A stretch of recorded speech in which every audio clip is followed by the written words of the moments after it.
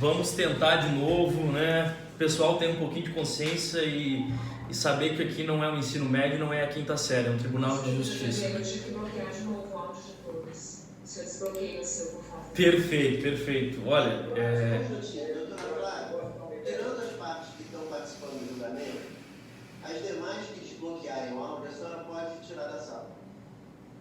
Tá? A partir desse momento. Pois não, doutor Diego. Vamos lá, novamente. Obrigado, doutor desembargador, doutor Flávio. Lamentável esse tipo de cena, essa popularização vulgar do processo judicial, o pessoal achar que isso aqui é um ensino médio, achar que isso aqui é quinta série. É o mínimo que se deve ter, é um pouquinho de bom senso, um pouquinho de respeito, né? Mas enfim, vamos prosseguir aqui. Dispensado o relatório, devo lembrar que esse caso venho falar em nome do paciente, Eduardo Fauzi Richard Serquise. O habeas corpus ele trata de dois pontos de outros desembargadores, do trancamento da ação penal e o outro ponto da liberdade. Para não me estender, para não se tornar até cansativo, por assim dizer, eu vou falar mais da questão prisional do réu, do paciente. Veja, o fato aqui que se debate é de um suposto ataque à produtora do Porta dos Fundos que ocorreu em 24 de dezembro de 2019. 24 de dezembro de 2019. E aí já vamos completar 2 anos desse fato. No habeas corpus está muito bem fundamentado, muito bem demonstrado por que se busca o trancamento da ação penal. Por quê? O Ministério Público, em primeiro momento, o Ministério Público Estadual denunciou por tentativa de homicídio, acreditando se tratar de dolo eventual, sendo que a perícia demonstrou lá naquele fato que precisaria, salvo o melhor juízo, mais de 250 garrafas daquela para romper a porta, e que não teria como saber que lá dentro tinha um cidadão. O fato, excelências, aconteceu 5h30 da manhã do dia 24, véspera de Natal. Em retaliação, segundo o Ministério Público, ao famigerado filme do Porta dos Fundos chamado A Primeira Tentação de Cristo, onde retrata Jesus Cristo como homossexual e como uma pessoa que tem transtornos mentais. E acredita, segundo o Ministério Público, aí o federal, tirando da competência do estadual, se tratar de um crime de terrorismo. Porque diz o Ministério Público que é um crime de intolerância religiosa. E também pelo fato de intolerância e respeito às diversidades sexuais. Ora, excelência, está muito bem demonstrado que não se trata disso. Mas o ponto principal aqui é a prisão do acusado, do aqui paciente acusado no processo original. Mais de 1 ano preso preventivamente. Por qual razão? Ainda não teve extradição. Teve pedido de extradição, mas ainda não aconteceu. Mais de 1 ano preso na Sibéria, excelências. E digo, aonde está basilado esse decreto prisional? Na ordem pública? Na garantia da instrução processual? Porque querem dar uma roupagem de que Eduardo fugiu.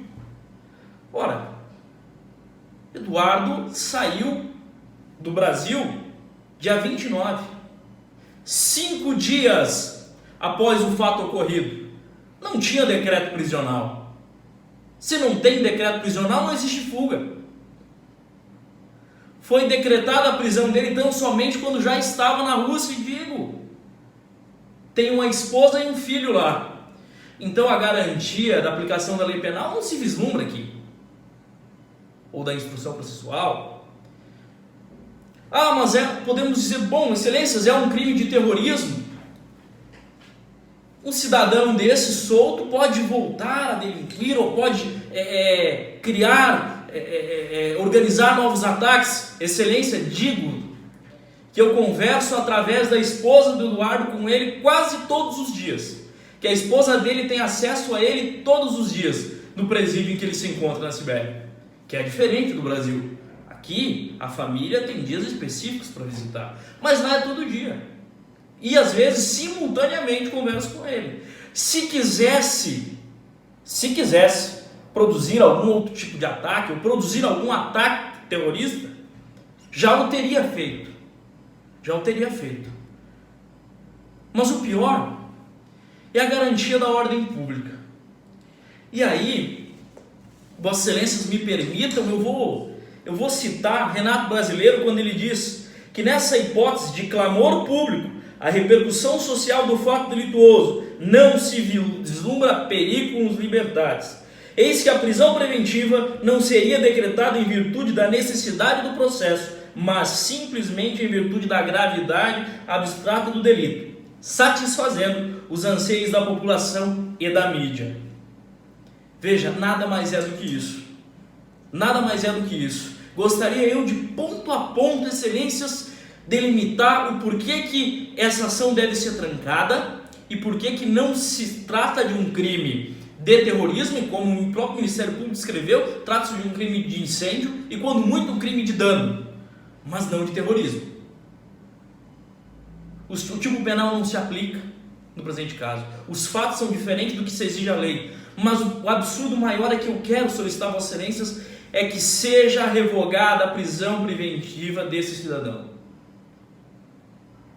Estamos aqui resguardando a justiça e não a popularidade, não o que quer a mídia, porque quando abrimos precedentes, e eu sei que Vossas Excelências hoje mostraram muito bem aqui, que não importa o que a mídia quer ou não importa o que a população quer, o que importa é o que é a lei.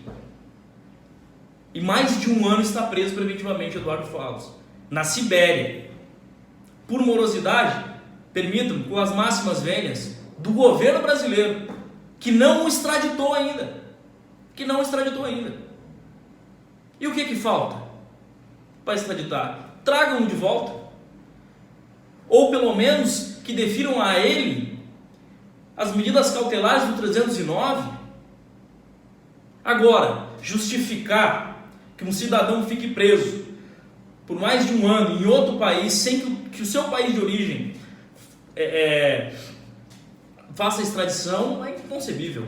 E digo o porquê que eu acredito que esse processo, primeiro, o absurdo data vênia, e falo aqui com o maior respeito ao Ministério Público e a todos que pensam divergente, mas esse é o meu papel de defesa, quando se trouxe uma tentativa de homicídio.